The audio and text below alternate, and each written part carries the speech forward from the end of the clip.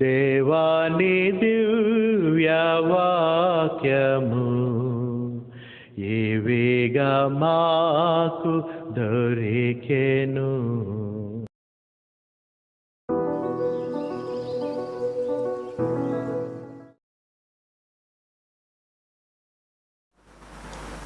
అలాగే మొదటి కొరింథీయులు చూసినట్లయితే 15వ అధ్యాయంలో 17వ వచనాన్ని చూస్తే అక్కడ ఏమని రాయబడిందంటే, క్రీస్తు లేపబడని ఎడల మీ విశ్వాసము అదనమాట.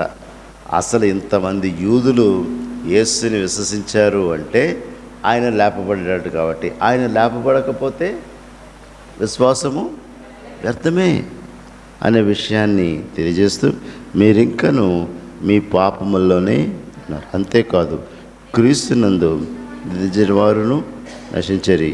ఈ జీవితకాలం మట్టుకే మనం క్రీస్తునందు నిరీక్షించబడడం. మనుషులందరికంటే మన దౌర్భాగ్యులమైన కాబట్టి విశ్వసించండి, లేకపోతే మన పరిస్థితి దౌర్భాగ్య పరిస్థితి అని చెప్తున్నాడు. కాబట్టి ఈ దినాన్ని ఇక్కడ చేరాము అంటే, దేవునికి సమయం ఇచ్చాము అంటే, దేవుణ్ణి మనం ఆరాధిస్తున్నామంటే మనం దౌర్భాగ్యుల మట్టుకు కాదు.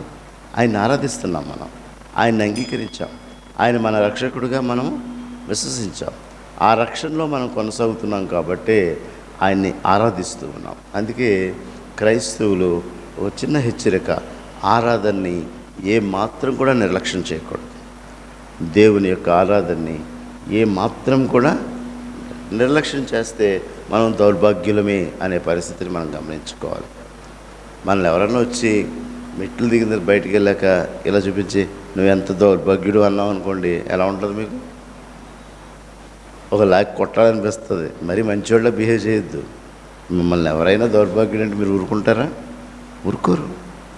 కానీ స్వయాన్ని వాక్యం ఏం చెప్తుందంటే, ఈ యొక్క విశ్వాసం ద్వారా ఆయన్ని ఆరాధించడం అనేటువంటిది చాలా విలువైంది అనేటువంటిది ఆలోచిస్తూ, క్రీస్తునందు నిరీక్షించు వారమైన ఎడల మనం అందరికంటే ఆ యొక్క నిరీక్షణ లేనటువంటి జీవితం, ఆ హోప్ ఎక్కడ క్రియేట్ అవుతుందంటే, నిరీక్షణ ఎక్కడ క్రియేట్ అవుతుందంటే, ఇది నన్ను ఆరాధనకు వచ్చారు తెలియదు, మీలో ఏదో ఒక చిన్న హోప్ ఎక్కడో క్రియేట్ అయి ఉంటుంది. వాక్యం ద్వారా దేవుడు మీతో మాట్లాడి ఉంటాడు. అవును, ఇది నిజమే అనేటువంటి విషయం ఏదో ఒకటి మీ హృదయాల్లో నాటబడి ఉంటుంది. ఆ నాటబడమే, ఆ నాటబడకపోతే దౌర్భాగ్యమే. కాబట్టి నాటబడాలి అంటే ఆరాధనకు రావాల్సిందే. వాక్యం చెప్పేవాళ్ళలో అది ఉండదు, కానీ ఆయన వాక్యాన్ని నీ మనసుకి మాట్లాడించే విధంగా ఆయన నీకు తెలియచేసేది ఏంటంటే విశ్వాసం. అందుకని క్రైస్తవ జీవితంలో మనం ఎప్పుడూ కూడా ఈ ధర్మశాస్త్రానికి కృపకి ఆమెకు వ్యత్యాసం తెలియదు. ఆమెకు తెలియని వ్యత్యాసం ఏంటో తెలుసా? ధర్మశాస్త్రం అంటే ఏంటో తెలియదు, కృప అంటే ఏంటో తెలియదు. నూతన నిబంధన కృప, పాత నిబంధన, ఆమె పాత నిబంధన అనేటువంటి మాట వాడింది, కానీ ఆమెకు పాత నిబంధన అంటే మోషే రాసిన ధర్మశాస్త్రమే.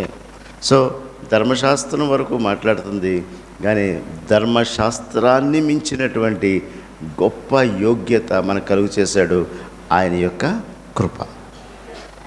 అది మనం నమ్మేది. ఆమెకు తెలియంది కృప తెలియదు.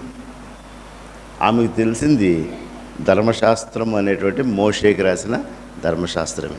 కానీ మనం ఇప్పుడు ఏ కాలంలో ఉన్నాము, ఏ కాలంలో మనం జీవిస్తున్నాము, ఏ విశ్వాసంలో ఉన్నాము, అది కృప వలననే అనేటువంటి నమ్మకంలో మనం జీవిస్తూ ఉన్నాం.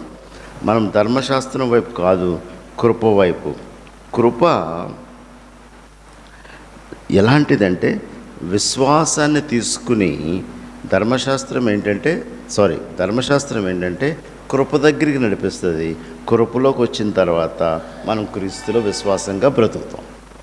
ధర్మశాస్త్రం దాన్ని కొట్టివేయడానికి ఆయన రాలేదని చెప్పాడు. ఆయన స్వయంగా యేసుక్రీస్తే చెప్పాడు, నెరవేర్చడానికే వచ్చానన్నాడు.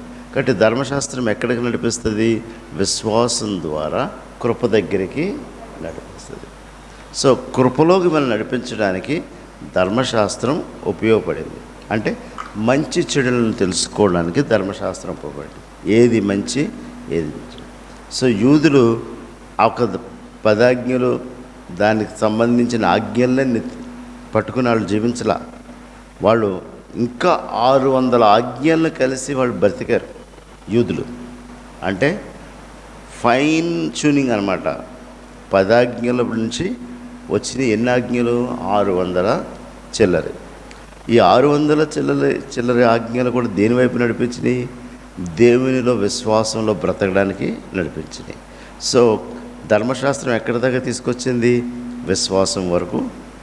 విశ్వాసంలోకి వచ్చిన తర్వాత ఆయన ఎవరైతే నమ్మారో, విశ్వాసం అంటే నమ్మిక, ఆయన అంగీకరించారో, రక్షకుడుగా ఆయన అంగీకరించారో వాళ్ళకి కృప అనుగ్రహించబడింది.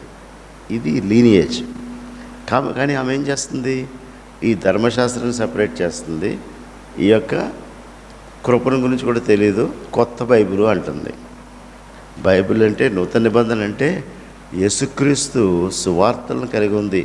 ఆయన ఈ లోకంలో ఏ విధంగా జీవించాడు, ఆయన ఏ విధంగా బ్రతికాడు, ఏ విధంగా మరణించాడు, ఏ విధంగా లేచాడు అనేదేమో సువార్తలు చేస్తే, అప్పుడు ఆయన వెంబడించిన అపోస్తలు ఏం పనులు చేశారు, ఎలా సువార్తను చాటించాడు అని అపోస్తల కార్యాలు రాశారు. అపోస్తలు ఎలా కార్యాలు చేశారో అది తర్వాత మనకి సువార్తల తర్వాత మనకు అందించబడింది. అపోస్తలు సువార్తను బోధించి కార్యాలు చేసిన తర్వాత అక్కడి నుంచి వేరే చోటకు వెళ్ళి వీళ్ళకి ఉత్తరాలు రాశారు. అయ్యే పత్రికలు మనం చదువుతాం. చివరిగా అత్యున్నతమైంది తీర్పుని గురించి, యేసుక్రీస్తు రెండవ రాకడ గురించి, మనం ఎత్తబడే సంఘం గురించి ప్రకటనలో మనకి తెలియచేయబడింది. దీనిలో ఆమె కొత్త బైబిల్ అంటుంది, నూతన నిబంధనని కాదు.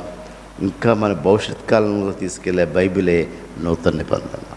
అందుకే మనం బ్రతికే కాలంలో ఆయన్ని ఆరాధిస్తూ మనం బ్రతుకుతున్నాం.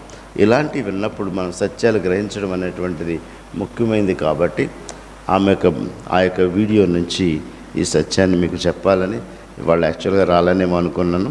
అది విన్నాక నాకు బలం వచ్చేసింది మీకు వచ్చి మాట్లాడాలని. దేవుడు నడిపించినందుకు వందనాలు. Thank you.